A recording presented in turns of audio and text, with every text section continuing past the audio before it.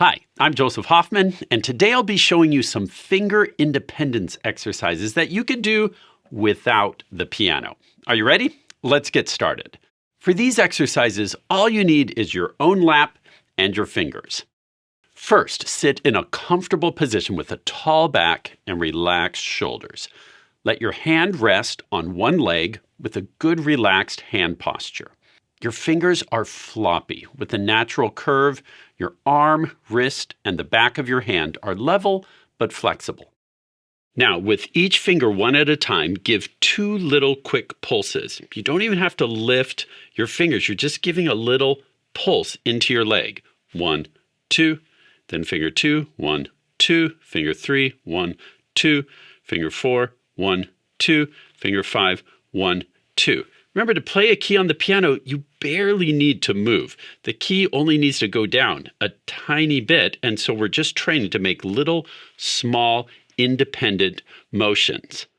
Try it with me. On your own lap, just find that relaxed, comfortable shape and give 2 little pulses with your finger 1, 1, 2, then number 2, 1, 2, number 3, 1, 2, number 4, 1, 2, number 5, 1, 2.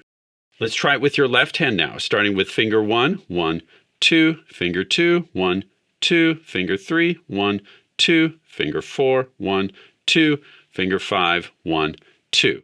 Now hands together, and we're going to go in contrary motion, so both finger 1s together, 1, 2, finger 2, 1, 2, finger 3 of both hands, 1, 2, finger 4, 1, 2, and finger 5, 1, 2. Some finger independence exercises out there have you lift only one finger at a time while all the other fingers stay down.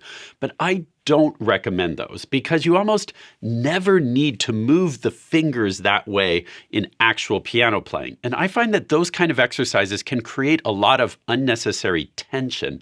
And I've even heard of pianists experiencing pain and even injury from overdoing it with these kind of exercises. That's why I love this pulsing technique. It builds independence in a very ergonomic and comfortable way.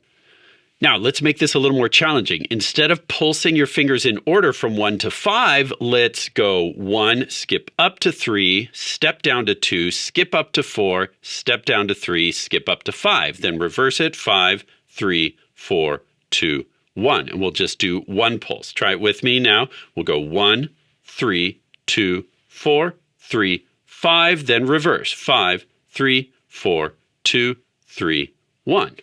And then you can do that in the left hand. You can try it contrary motion where your fingers are actually mirroring each other, or you can try it similar motion where the left hand would start on finger 5 while the right hand is doing finger 1.